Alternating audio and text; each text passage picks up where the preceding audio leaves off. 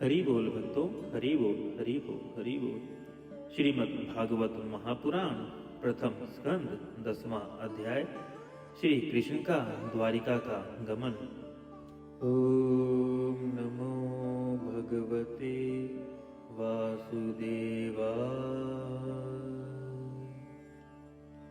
ओम नमो भगवते वासुदेवाय। ओम नमो भगवते वासुदेवाय। हरि बोल भक्तों, हरि बोल, हरि बोल, हरि बोल। श्रीमद् भागवत महापुराण प्रथम स्कंद 10वां अध्याय। श्री कृष्ण का अर्थात श्री कृष्ण भगवान का द्वारिका का गमन। शौनक जी ने पूछा, धार्मिक शिरोमणि महाराज युधिष्ठिर ने अपनी पैतृक संपत्ति को हड़प जाने के इच्छुक अत्याचारियों का नाश करके अपने भाइयों के साथ किस प्रकार राज्य शासन किया और कौन कौन से काम किए, क्योंकि भोगों में तो उनकी प्रवृत्ति थी ही नहीं। सूत जी कहते हैं, संपूर्ण सृष्टि को उज्जीवित करने वाले भगवान श्री हरि परस्पर कलह अग्नि से दुग्ध कुरुवंश को पुनः अंकुरित कर और युधिष्ठिर को उनके राज सिंहासन पर बैठाकर बहुत प्रसन्न हुए। भीष्म पितामह और भगवान श्री कृष्ण के उपदेशों से श्रवण के करके उनके अंतकरण में विज्ञान का उदय हुआ और भ्रांति मिट गई। भगवान के आश्रय में रहकर वे समुद्र पर्यंत सारी पृथ्वी का इंद्र के समान शासन करने लगे। भीमसेन आदि उनके भाई पूर्ण रूप से उनकी आज्ञा का पालन करते थे। युधिष्ठिर के राज्य में आवश्यकता अनुसार यथेष्ट वर्षा होती थी। पृथ्वी में समस्त अभीष्ट वस्तुएं पैदा होती थी। बड़े बड़े थनों वाली बहुत सी गौवें प्रसन्न रहकर गौशालाओं से दूध सींचती थी और अर्थात गौशालाओं को दूध से सींचती थी। नदियां और समुद्र, पर्वत, वनस्पति, लताएं और औषधियां प्रत्येक ऋतु में यथेष्ट रूप से अपनी अपनी वस्तुएं राजा को देती थी। अजात शत्रु महाराज युधिष्ठिर के राज्य में किसी प्राणी को भी कभी आधि, व्याधि अथवा दैविक, भौतिक, आत्मिक कलेश नहीं होते थे।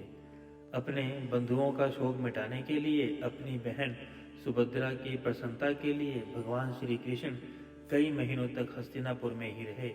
फिर जब उन्होंने युधिष्ठिर से द्वारिका जाने की अनुमति मांगी, तब राजा ने उन्हें अपने हृदय से लगाकर स्वीकृति दे दी। भगवान उनको प्रणाम कर कर रथ पर सवार हुए। कुछ लोग समान उम्र वालों ने उनका आलिंगन किया और कुछ छोटी उम्र वालों ने प्रणाम। उस समय सुभद्रा, द्रौपदी, कुंती, उत्तरा, गांधारी, धृतराष्ट्र, युयुत्सु, कृपाचार्य, नकुल, सहदेव, भीमसेन, धौम्य और सत्यवती आदि सब मूर्छित से हो गए। वे शांगपाणी श्री कृष्ण से विरह नहीं सह सके। भगवतक सत्पुरुषों के संग से जिसका दुसंग छूट गया है, वह विचारशील पुरुष भगवान के मधुर मनोहर सुयश को एक बार भी सुन लेने पर फिर उसे छोड़ने की कल्पना भी नहीं करता। उन्हीं भगवान के दर्शन तथा स्पर्श से, उनके साथ अलापा करने से तथा साथ ही साथ सोने, उठने, बैठने और भोजन करने से जिनका संपूर्ण हृदय उन्हें समर्पित हो चुका था, वे पांडव भला उनका विरह कैसे सह सकते थे। उनका चित्र द्रवित हो रहा था। वे सब निर्निमेष नेत्रों से अर्थात भीगे हुए नेत्रों से भगवान को देखते हुए स्नेह बंधन से बंधकर जहाँ तहाँ दौड़ रहे थे। भगवान श्री कृष्ण के घर से चलते समय उनके बंधुओं की स्त्रियों के नेत्र उत्कंठावश उमड़े हुए आंसुओं से भर आए, परंतु इस भय से कि कहीं वे यात्रा के समय अशकुन ना हो जाए, उन्होंने बड़ी कठिनाई से उन्हें रोक लिया।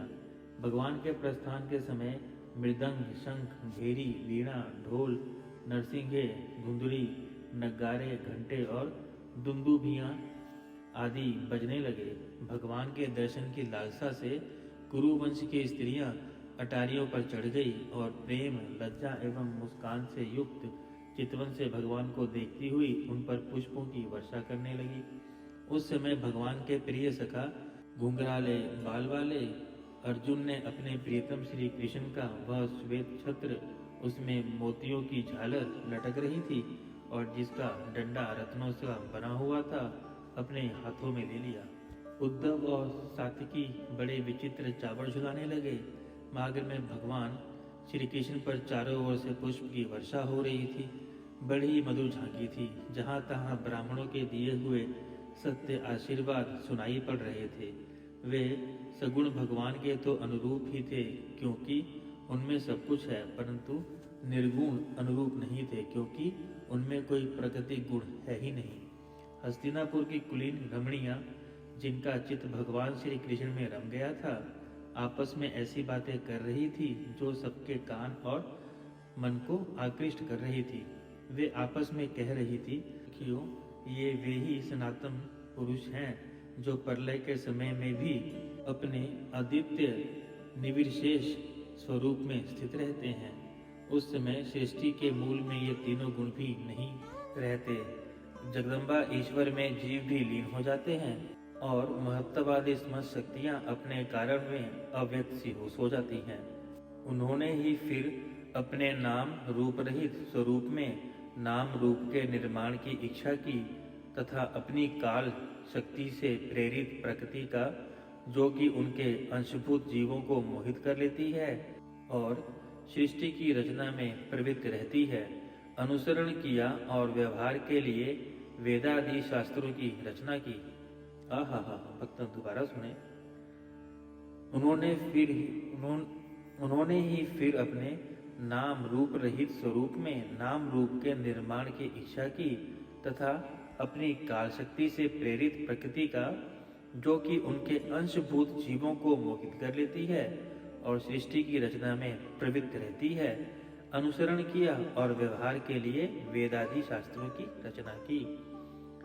इस जगत में जिसके स्वरूप का साक्षात्कार जितेंद्रिय योगी और प्राणों को वश में करके भक्ति से प्रफुल्लित निर्मल हृदय किया करते हैं, ये श्री कृष्ण वही साक्षात परब्रह्म है। वास्तव में इन्हीं की भक्ति से अंतकरण की पूर्ण शुद्धि हो सकती है, योगादि के द्वारा नहीं। कि वास्तव में ये वही हैं जिनकी सुंदर लीलाओं का गायन वेदों में और दूसरे गोपनीय शास्त्रों में व्यास आदि रहस्यवादी ऋषियों ने किया है, जो एक अद्वितीय ईश्वर है और अपनी लीला से जगत की सृष्टि, पालन और संहार करते हैं, परंतु उनमें आसक्त नहीं होते। जब तामसी बुद्धि वाले राजा अधर्म से अपना पेट पालने लगते हैं, तब ही ये सद्गुण को स्वीकार कर ऐश्वर्य, सत्य, ऋत, दया और यश प्रकट करते हैं और संसार के कल्याण के लिए युग युग में अनेकों अवतार धारण करते हैं। यह यदुवंश परम प्रशंसनीय है, क्योंकि लक्ष्मीपति पुरुषोत्तम श्री कृष्ण ने जन्म ग्रहण करके इस वंश को सम्मानित किया है। वह पवित्र मधुवन यानी ब्रजमंडल भी अत्यंत धन्य है, जिसे इन्होंने अपने शैशव अर्थात छोटे बच्चे शिशु अपने शैशव एवं किशोर अवस्था में घूम फिरकर सुशोभित किया। बड़े हर्ष की बात है कि द्वारका ने स्वर्ग के यश का तिरस्कार करके पृथ्वी के पवित्र यश को बढ़ाया है। क्यों न हो, वहाँ की प्रजा अपने स्वामी भगवान श्री कृष्ण को, जो बड़े प्रेम से मंद मंद मुस्कुराते हुए कृपा दृष्टि से देखते हैं, निरंतर निहारती रहती है। सखी, जिनका उन्होंने पाणी ग्रहण किया है, उन स्त्रियों ने अवश्य ही व्रत, स्नान, हवन आदि के द्वारा इन परमात्मा की आराधना की होगी, क्योंकि वे बार बार इनकी इस अधर सुधा का पान करती हैं, जिनके स्मरण मात्र से ही व्रजबालाएं आनंद से मूर्छित हो जाया करती थी। यह स्वयंवर में शिशुपाल आदि मत वाले राजाओं का मान मर्दन करके जिनको अपने बाहुबल से हर लाए थे तथा जिनके पुत्र प्रद्युम्न, सांब, आम्ब आदि हैं, वे रुक्मणी आदि 8 पटरानियां और भौमासुर को मारकर लाई हुई जो इनकी हजारों अन्य पत्नियां, वे वास्तव में धन्य हैं, क्योंकि इन सभी ने स्वतंत्रता और पवित्रता से रहित स्त्री जीवन को पवित्र और उज्जवल बना दिया है। इनकी महिमा का वर्णन कोई क्या करे। इनके स्वामी साक्षात कमल नयन भगवान श्री कृष्ण हैं, जो नाना प्रकार की प्रिय चेष्टाओं तथा पारिजात आदि प्रिय वस्तुओं की भेंट से इनके हृदय में प्रेम और आनंद की अभिवृद्धि करते हुए कभी एक क्षण के लिए भी इन्हें छोड़कर दूसरी जगह नहीं जाते। हस्तिनापुर की स्त्रियां इस प्रकार बातचीत कर रही थी कि भगवान श्री कृष्ण मंद मुस्कान और प्रेम पूर्वक चितवन से उनका अभिनंदन करते हुए वहां से विदा हो गए। अजात शत्रु युधिष्ठिर ने भगवान श्री कृष्ण की रक्षा के लिए हाथी, घोड़े, रथ, पैदल सेना उनके साथ कर दी। उन्हें स्नेहवश यह शंका हो गई थी कि कहीं रास्ते में शत्रु इन पर आक्रमण न कर दे। सुदृढ़ प्रेम के कारण कुरुवंशी पांडव भगवान के साथ बहुत दूर तक चले गए। वे लोग उस समय भावी विरह से व्याकुल हो रहे थे।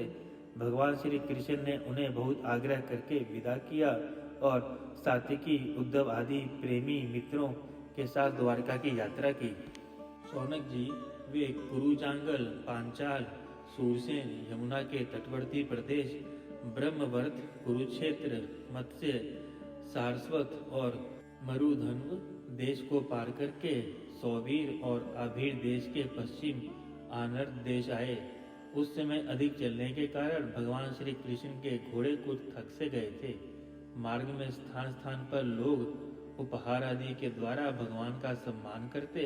सायंकाल होने पर वे रथ से भूमि पर उतर आते और जलाशय पर जाकर संध्या वंदन करते। यह उनकी नित्यचर्या थी। प्यारे हरि भक्तों, प्रथम स्कंद 10वां अध्याय संपूर्ण। श्रीमन्नारायण नारायण नारायण, भजमन नारायण नारायण नारायण, श्रीमन्नारायण नारायण नारायण, भजमन नारायण नारायण नारायण, श्रीमन्नारायण नारायण नारायण, भजमन नारायण नारायण नारायण। हरि बोल भक्तों, हरि बोल, हरि बोल, हरि बोल।